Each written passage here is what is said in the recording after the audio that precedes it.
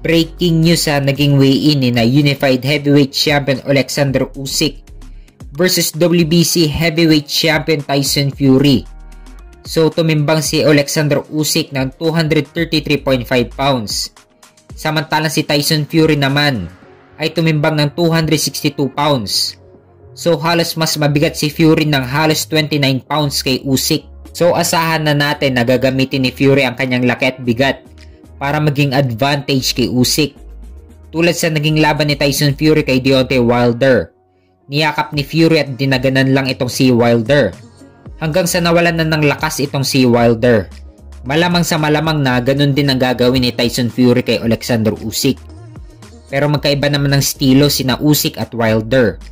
Power punch lang ang pamatay ni Wilder. Habang mas malikot at mas mabilis naman itong si Usyk. Malamang gagamitin ni Usyk ang bilis niya upang ikutan si Tyson Fury. Nakataya ang lahat ng titulo sa heavyweight division. Isang undisputed heavyweight championship ang labang ito. Hawak ni Alexander Usyk ang Unified WBO, IBF at Super WBA heavyweight title. Kasama ang The Ring Magazine belt na dating hawak ni Tyson Fury. Samantalang hawak naman ni Tyson Fury ang WBC heavyweight title. Ito ang pinakaunang undisputed title fight mula pa sa panahon ni Lennox Lewis. Nung panahon ni Lennox Lewis, hindi pa kasama ang WBO. Pero tinawag na siyang undisputed. Pero ngayong 4-belt era, kailangan mong malikom ang 4 na titulo para matawag kang isang undisputed. May kartada si Alexander Usyk na 21 wins with 14 knockout at walang talo. Samantalang si Tyson Fury naman ay may kartada na 34 wins with 24 knockout at walang talo pero may isang draw. Nanggaling ang isang draw ni Tyson Fury kay Deontay Wilder nung unang laban nila.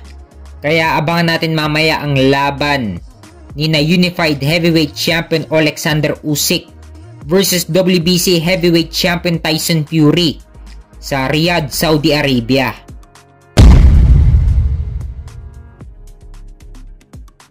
Sa kabilang banda naman, heavyweight contender na si Anthony Joshua dumating na sa Riyadh, Saudi Arabia upang manood ng laban ni na Alexander Usyk versus Tyson Fury.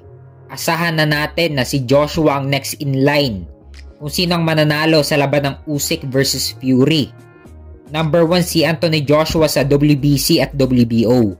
Kaya panigurado aakyat sa ring itong si Anthony Joshua upang hamunin ang mananalo sa laban ng Usyk versus Fury. Tinalo na ng 2 beses ni Alexander Usyk itong si Anthony Joshua. Kaya abangan natin kung sino ang makakalaban niya.